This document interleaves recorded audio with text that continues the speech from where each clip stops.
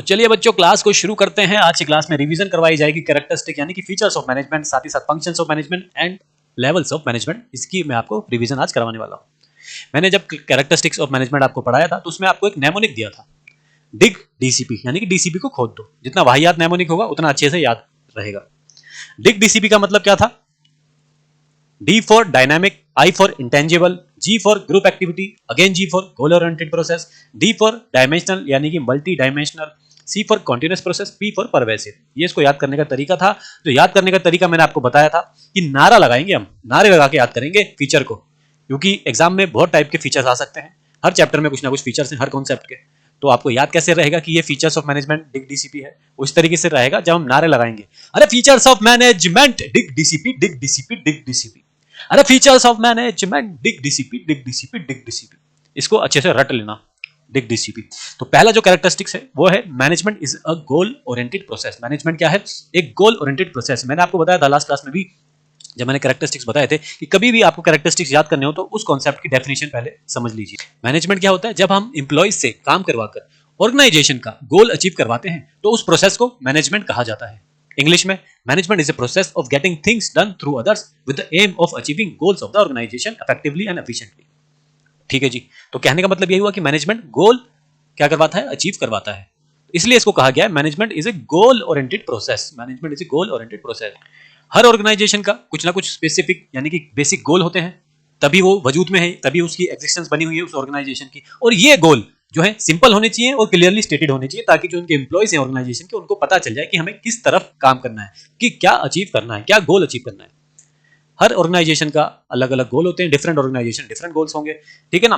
तो मैनेजमेंट का क्या काम है? ये जो गोल है ऑर्गेनाइजेशन के, इनको अचीव करवाना। कैसे अचीव करवाएंगे? जब डिफरेंट इंडिविजुअल्स यानी कि जो एम्प्लॉइज हैं उनसे काम करवाया जाएगा और ऑर्गेनाइजेशन का गोल अचीव करवाया जाएगा। इसलिए कहा जाता है management is a goal oriented process. ठीक है जी। अब चलते हैं अगले फीचर की तरफ, जो है मैनेजमेंट इज ऑल परवेसिव, यानी कि मैनेजमेंट यूनिवर्सल है, आपको हर जगह पर मिलेगा, हर टाइप की ऑर्गेनाइजेशन में मिलेगा। चाहे वो इकोनॉमिक ऑर्गेनाइजेशन हो यानी कि जो प्रॉफिट कमाती है, चाहे वो सोशल ऑर्गेनाइजेशन हो यानी कि जो प्रॉफिट तो नहीं कमाती है मगर सोशल वर्क करती हैं, चाहे वो पॉलिटिकल ऑर्गेनाइजेशन हो यानी कि जो इलेक्शन वगैरह लड़ती हैं, इलेक्शन जीतनी है, उनका मोटिव रहता है। ये आपको हर टाइप की ऑर्गेनाइजेशन में मिलेगा। क्यों मिलेगा? क्योंकि हर टाइप की ऑर्गेनाइजेशन का अपना अपना गोल होता है, और गोल कौन अचीव करवाता है? मैनेजमेंट। तो आपको हर टाइप की ऑर्गेनाइजेशन में मैनेजमेंट मिलेगा। साथ ही साथ आपको हर कंट्री में ये ऑर्गेनाइजेशन मिलेगा। आप जो पृथ्वी है हमारी, जो अर्थ है हमारा, उससे किसी भी कंट्री में चले जाओ, हर कंट्री में बिजनेस चल रहे होते हैं, और हर बिजनेस का कुछ ना कुछ गोल होता है, और उस गोल को कौन अचीव करवाता है? मैनेजमेंट। तो आप इंडिया में रहो, चाहे जापान में रहो, चाहे यूएसए में रहो, चाहे जर्मनी में रहो, चाहे आयरलैंड में रहो, जहां पे भी जाओगे आपको मैनेजमेंट मिलेगा ही मिलेगा। ठीक है, इसलिए इसको बोला गया management is all pervasive. Management universal है, आपको हर जगह पर मिलेगा। तो अब चलते हैं अगले कैरेक्टरिस्टिक्स पर, वो है management is multi dimensional.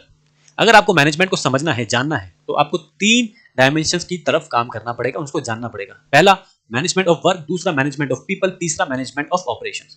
Management of work वो क्या कहता है? मैनेजमेंट ऑफ वर्क कहता है कि देखो, एक सेकंड, मैनेजमेंट ऑफ वर्क बताता है कि हर ऑर्गेनाइजेशन का अपना एक काम होता है।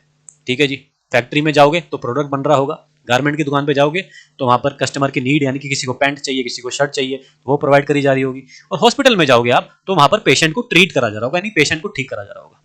तो ये इनका काम है, इन ऑर्गेनाइजेशन का काम है। मैनेजमेंट क्या करता है? मैनेजमेंट करता है ट्रांसलेट कर देता है, यानी कि बदल देता है इन कामों को in terms of goals to be achieve, कि ये जो काम है ना, इसी को गोल बना लिया।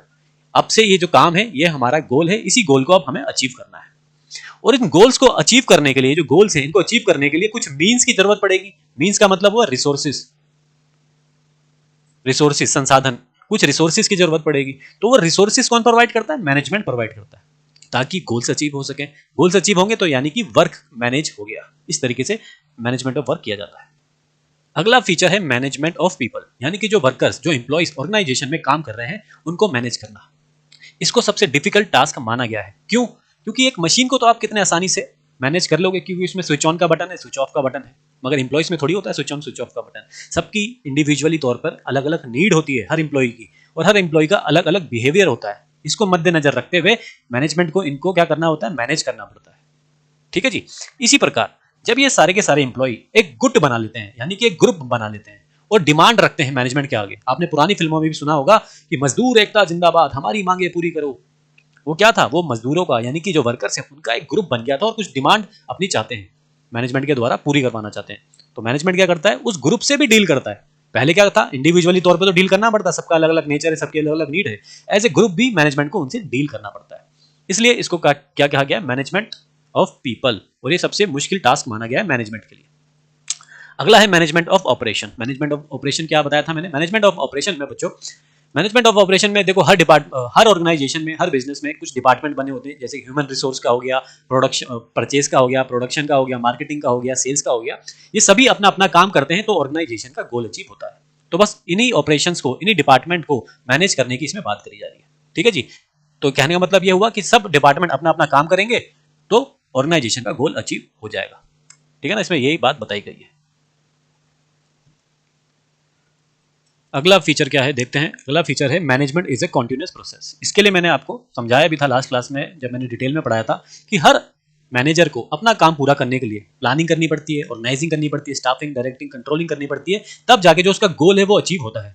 जैसे ही गोल अचीव हो गया तो ऐसा नहीं है कि फिर अब प्लानिंग वगैरह सब दोबारा नहीं करनी पड़ेगी। गोल अचीव हुआ, दोबारा से प्लानिंग होगी, ऑर्गेनाइजिंग होगी, स्टाफिंग होगी, डायरेक्टिंग होगी, कंट्रोलिंग होगी, दोबारा से गोल अचीव होगा, फिर दोबारा से प्लानिंग होगी, ऑर्गेनाइजिंग, स्टाफिंग, डायरेक्टिंग, कंट्रोलिंग होगी। तो ये लूप में चलता रहेगा। तो मैनेजमेंट इसीलिए बोला गया management is A continuous process. ये रुकता नहीं है, लगातार चलता रहता है ये प्रोसेस। कॉन्टिन्यूअस मतलब लगातार होने वाला प्रोसेस। ठीक है जी। अगला फीचर क्या है देखते हैं। अगला फीचर है management is a group activity.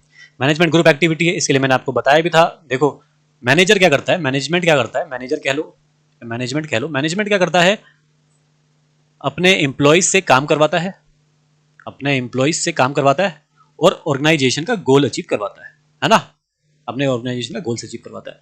तो ये ग्रुप हो गया ना मैनेजमेंट का, जो मैनेजर है और जो एम्प्लॉइज है, ये एक तरीके का ग्रुप बन गया। हर एम्प्लॉय का अलग अलग नीड्स हैं, अलग अलग बिहेवियर है, तो इसलिए इसको बोला गया है कि management management is A group activity. एक ग्रुप में करने वाली एक्टिविटी है, ऐसे आइसोलेशन में नहीं कि अकेले में नहीं करी जाती। मैनेजमेंट में वर्कर्स होते हैं, एम्प्लॉइज होते हैं, मैनेजर्स होते हैं, तो वो एक ग्रुप बन जाता है, इसलिए इसको बोला गया ग्रुप एक्टिविटी। ठीक है जी।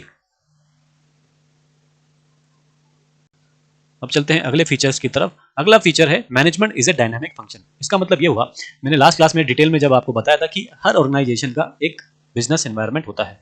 ठीक है, उस बिजनेस एनवायरनमेंट में उसको एक्सटर्नल एनवायरनमेंट भी कहते हैं। क्या क्या होता है, social, economic and political factors होते हैं जो हमारी ऑर्गेनाइजेशन को डायरेक्टली या इनडायरेक्टली अफेक्ट करते हैं।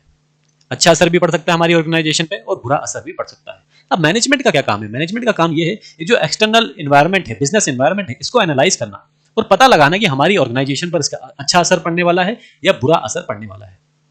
ठीक है, और मैनेजमेंट का ये भी काम है कि बदलते हुए बिजनेस एनवायरनमेंट के अकॉर्डिंगली अडेप्ट करना, एडेप्टेशन लाना, यानी कि खुद में बदलाव लाना और डायनेमिक डिसीजन लेना। तभी इसको बोला गया management is A dynamic function.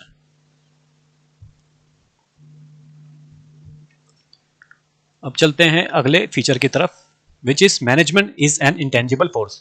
यानी कि मैनेजमेंट को आप ना तो देख सकते हो ना ही छू सकते हो, बस उसके होने वाले इफेक्ट को, ऑर्गेनाइजेशन पे जो उसका इफेक्ट पड़ा है उसको आप फील कर सकते हो, इसलिए इसको बोला गया management is an intangible force. ठीक है जी। तो इसकी जो नेमोनिक्स थी वो क्या थी, dig DCP, features of management, dig DCP, dig DCP, dig DCP. ठीक है, अब हम पढ़ेंगे लेवल्स ऑफ मैनेजमेंट, जिसके लिए हमें चलना पड़ेगा लेवल्स ऑफ मैनेजमेंट पर।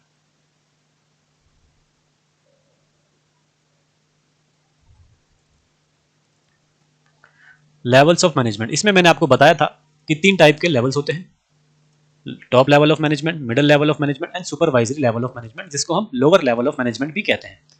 वही चीज इसमें मैंने बताई थी कि 3 लेवल्स होते हैं। ठीक है जी। अब अगर नाम, डेजिग्नेशन क्या होती है, हमें नाम से पता चले कि ये मिडिल लेवल का है, टॉप लेवल का या लोअर लेवल का मैनेजर है, वो हमको ऐसे पता चलेगा। ऐसे नाम अगर आपके सामने आए तो आप समझ जाना है टॉप लेवल मैनेजर की बात हो रही है। Board of director, chief executive officer, general manager, chairman, managing director, president, vice president, ये सारे टॉप लेवल ऑफ मैनेजमेंट के डेजिग्नेशन होती है। ठीक है जी।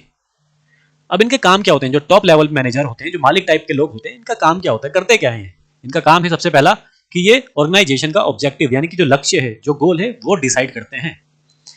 फिर ये पॉलिसीज बनाते हैं।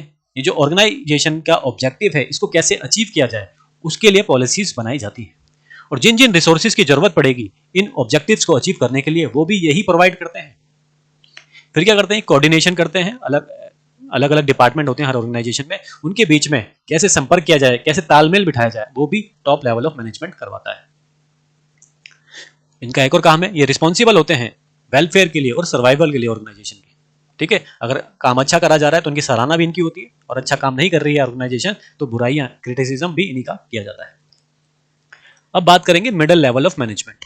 ठीक है जी, मिडिल लेवल ऑफ मैनेजमेंट में डेजिग्नेशन क्या होती है, किस नाम से इनको बुलाया जाता है मैनेजर्स को, डिवीजन या department heads, operations manager, plant manager या सुपरिटेंडेंट एक्सेट्रा। ठीक है, इनके काम क्या होते हैं, इनके फंक्शंस क्या होते हैं, इंटरप्रिटेशन ऑफ पॉलिसीज। जो policies top level of manager ने बनाया था ना कि इस तरीके से हम ऑर्गेनाइजेशन के गोल्स को अचीव करेंगे, उनको ये एक्सप्लेन करते हैं, अपने एम्प्लॉइज को बताते हैं कि किस तरीके से हम ऑर्गेनाइजेशन का गोल अचीव करेंगे। एक डिपार्टमेंट होता है ह्यूमन रिसोर्स का, जिसमें क्या करते हैं, एम्प्लॉइज को हायर करा जाता है, यानी कि सिलेक्ट करा जाता है इंटरव्यू वगैरह लेकर।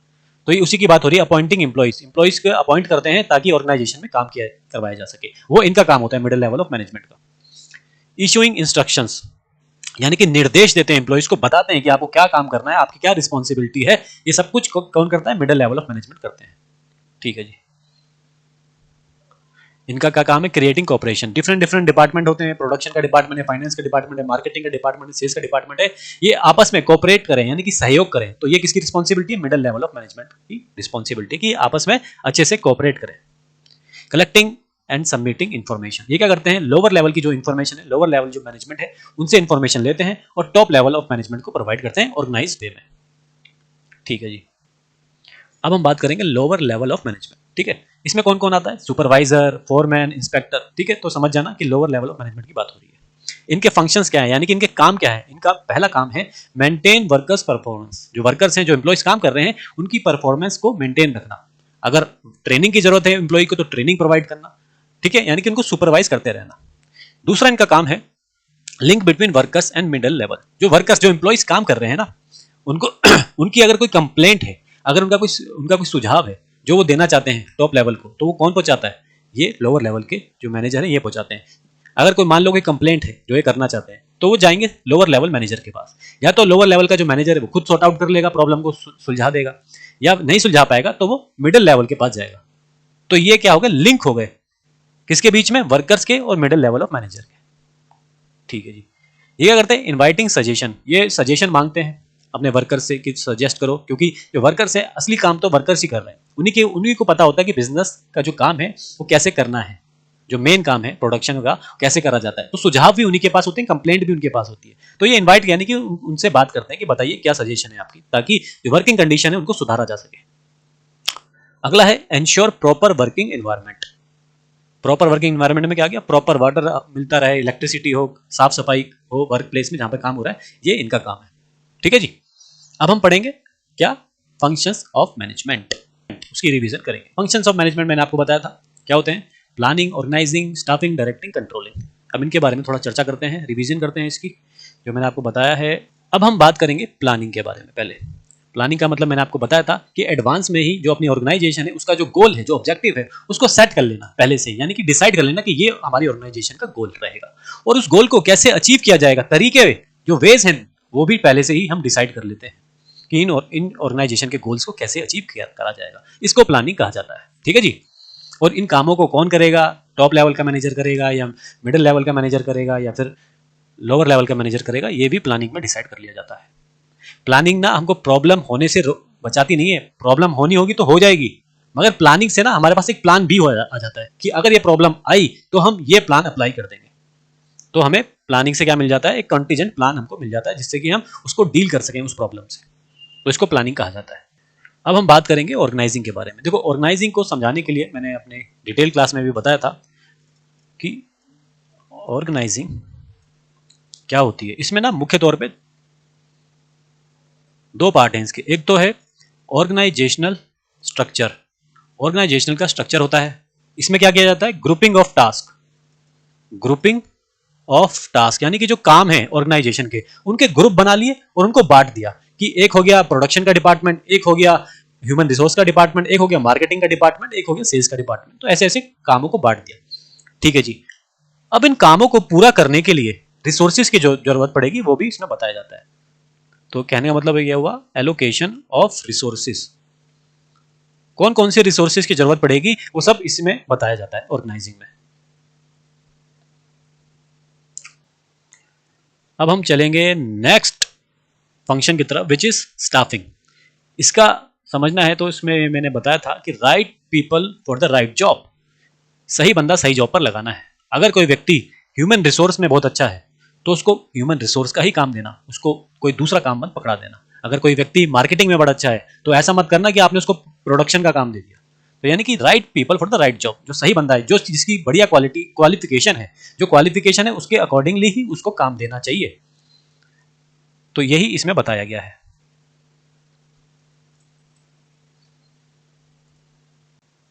अब हम बात करेंगे डायरेक्टिंग के बारे में। डायरेक्टिंग का मतलब ये हो गया कि अपने एम्प्लॉइज से कम्युनिकेट करना, उनको निर्देश देना, उनको डायरेक्शन देना, उनको समझाना कि किस तरीके से क्या काम करना है, ठीक है। और फिर उनके ऊपर सुपरविजन भी रखना है कि उनको निगरानी में रखना, ताकि देखते रहना कि जो मैंने काम बताया है वो उसी ढंग से काम कर भी रहे हैं या नहीं।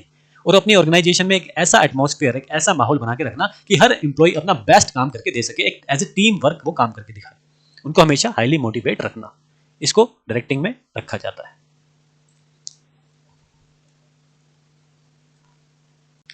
अब हम बात करेंगे कंट्रोलिंग के बारे में। कंट्रोलिंग में क्या होता है, मैनेजर क्या करता है, एक स्टैंडर्ड ऑफ परफॉर्मेंस बना देता है, यानी कि काम को करने का एक स्टैंडर्ड, यानी कि एक तरीका उसने बनाकर दे दिया कि इस तरीके से काम किया जाएगा।